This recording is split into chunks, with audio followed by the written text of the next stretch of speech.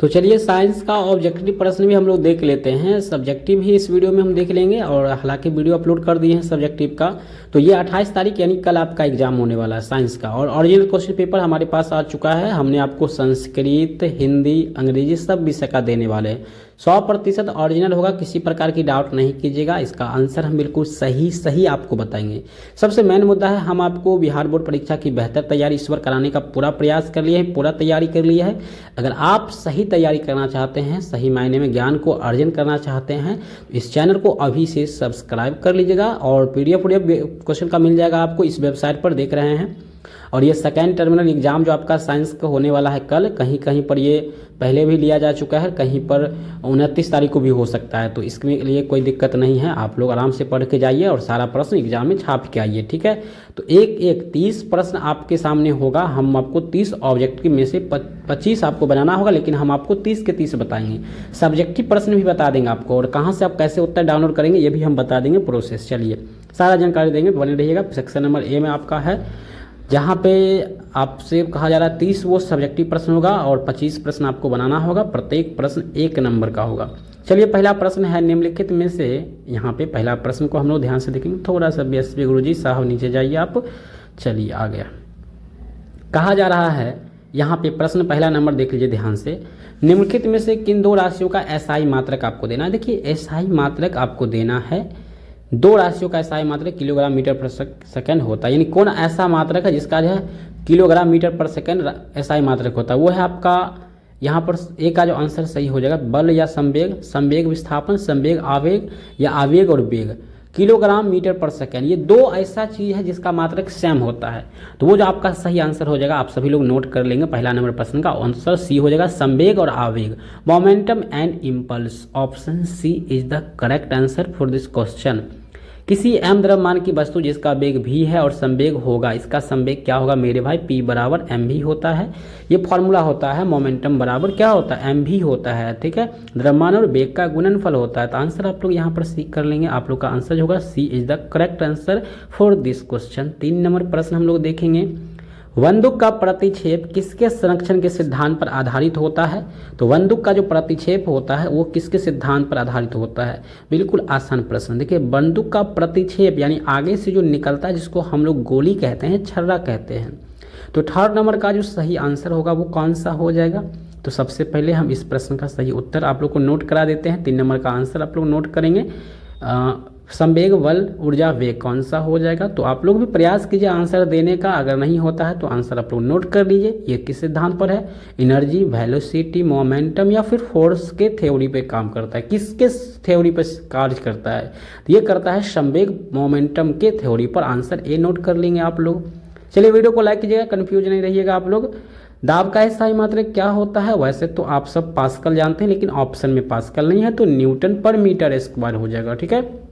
Answer आपका C is the correct answer हो जाएगा। ऑप्शन नंबर C नोट कर लेंगे आप लोग, जो बिल्कुल सही है। 4था नंबर का 5वां प्रश्न, पानी के घनत्व का मान क्या होता है सर। पानी का जो घनत्व होता है वो क्या होता है। देखिए 1 किलोग्राम पर मीटर स्क्वायर यहाँ पर जो होता है, यहाँ पर मीटर क्यूब, घन क्यू की बात होता है ना भाई साहब। तो यहाँ पर जो हो जाएगा आपका आंसर हमने बता दिया है, ठीक है। चलिए किस ताप पर पानी का घनत्व महत्तम होता है। किस ताप पर पानी का जो मान है वो घनत्तम होता है, तो 4 डिग्री सेल्सियस पर। आंसर आप लोग नोट कर लेंगे A, ठीक है। चलिए 7 नंबर है, कार्य की SI मात्रक क्या होता है। देखिए 30 प्रश्न बताएंगे। कार्य को होता है वो जूल होता है, कार्य एक अदिश राशि है, इस चीज़ को ध्यान रखेंगे। 8वां नंबर प्रश्न है, 1 किलोवाट बराबर क्या होता है। 1 किलोवाट बराबर जो होता है, यहाँ पे फॉर्मूला से ही प्रश्न पूछा गया है।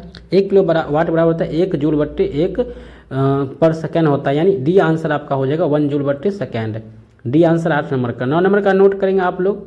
m तथा 2m द्रव्यमान के दो पिंड एक समान वेग से चल रहे हैं, इनके गतिज ऊर्जाओं का अनुपात क्या हो जाएगा। गतिज ऊर्जा जो होगा क्या हो जाएगा, mgh हो जाएगा।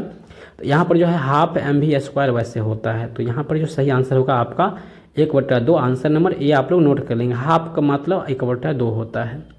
चंद्रमा पर किसी वस्तु का पृथ्वी पर उसके भार का क्या होता है। 10 नंबर प्रश्न है, चंद्रमा पर यदि किसी वस्तु का भार है, किसी वस्तु का भार पृथ्वी पर उसके भार का लगभग कितना गुना बढ़ जाएगा।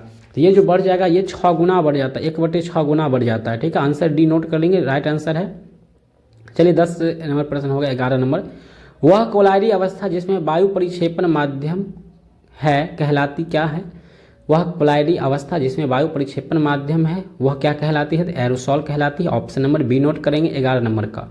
12 नंबर प्रश्न आपके सामने होगा भाई साहब, निम्नलिखित में से कौन रासायनिक परिवर्तन नहीं है? देखिए रासायनिक परिवर्तन होता है जिससे कोई नया चीज़ आपका मतलब बन जाता है, ठीक है। तो यहाँ पर जो है 12 नंबर का जो सही आंसर है जल का जमना, मतलब नया चीज़ नहीं बनता। ऑप्शन नंबर आपका जो है ए हो जाएगा, ठीक है।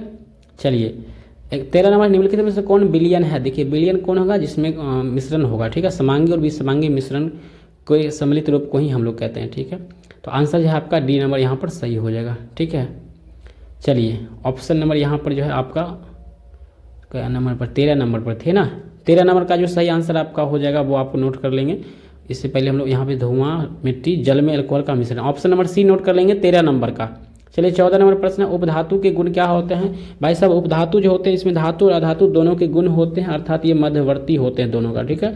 तो यहाँ पे 14 नंबर का जो आंसर आप लोग को सी नोट कर लेना है, ठीक है। सी आंसर बिल्कुल सही हो जाएगा। चलिए 15 नंबर प्रश्न आपका क्या हो जाएगा? तो कितने नंबर है निम्नलिखित हम लोग थे? यहाँ पर हम लोग थे 14 का तो हो गया था सी। 15 नंबर का है, निम्नलिखित में से कौन समांगी मिश्रण है? तो समांग कौन है यहाँ पर? रक्त, जल, यहाँ पर जल तो समांग है, बिल्कुल राइट आंसर बी ही हो जाएगा आपका आंसर सही।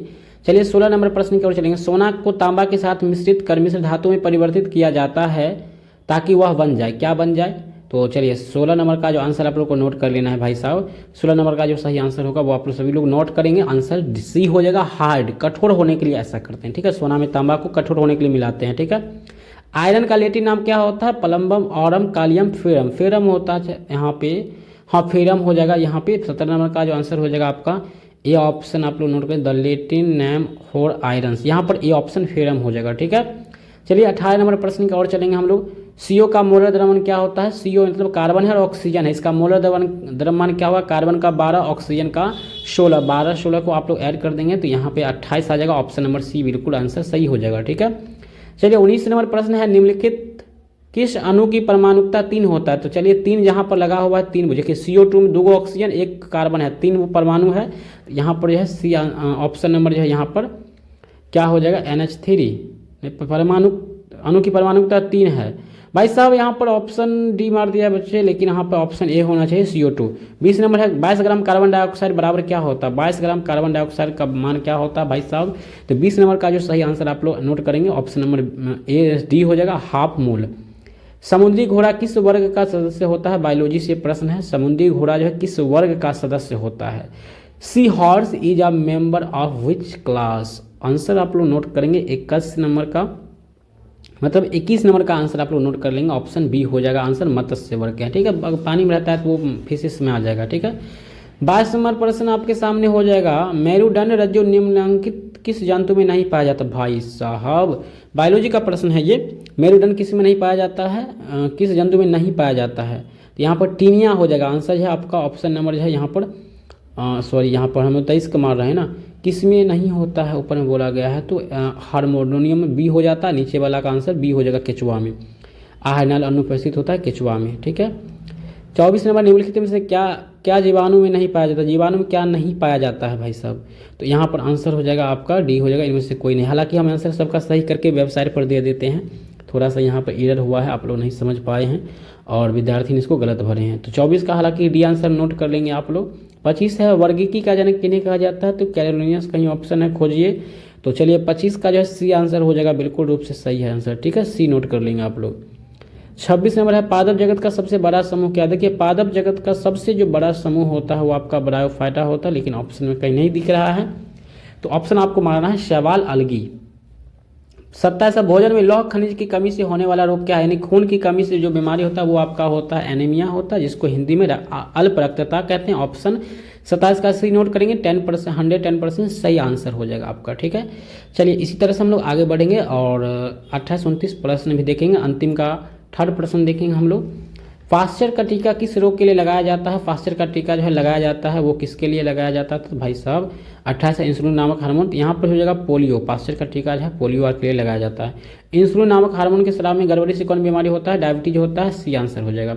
बाकी जो बच रहा है उसको हम आंसर लिख देंगे बाद में। निम्न में से किस रोगाणु पर प्रतिजैविक औषधियों का असर नहीं पड़ता है? तो वो है वायरस। वायरस पर है किसी का भी प्रभाव हाँ नहीं पड़ता, आंसर आपका डी बिल्कुल सही हो जाएगा। कुछ सब्जेक्टिव प्रश्न है, न्यूटन के द्वितीय गति नियम को लिखना है, गुरुत्वाकर्षण जी को सार्वत्रिक नियतांक लिखना है। तो ये सारा प्रश्न जो है आपसे पूछा गया है एग्जाम में, जिसका आंसर हम लोग अगले वीडियो में लेकर के आएंगे, तो वहाँ पे आप लोग देख लीजिएगा। बाकी धन्यवाद।